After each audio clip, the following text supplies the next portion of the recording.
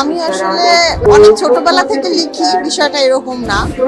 লেখালেখি সীমাবদ্ধ ছিল শুধুমাত্র ডায়েরির পাতায়, বা দেখা যেত বইয়ে যে এক লাইন লিখে ফেলছে বইয়ের পেছনের পেজে, সেরকমই। তো আমার লেখালেখিটা শুরু হয় মানে মেইনলি প্রফেশনাল লেখালেখি, যেটা পাঠকদের জন্য।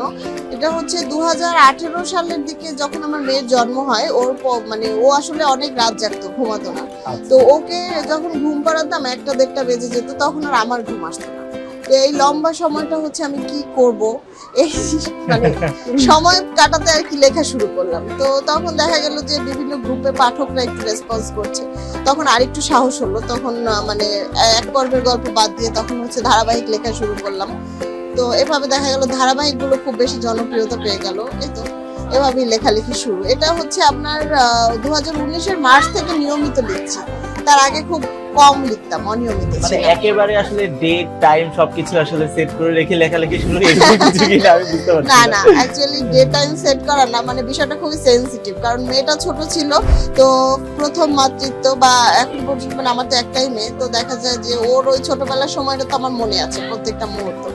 তো এই জন্য হচ্ছে যখন ও ঘুমাতো তখন আমি লিখতাম রাত জেগে।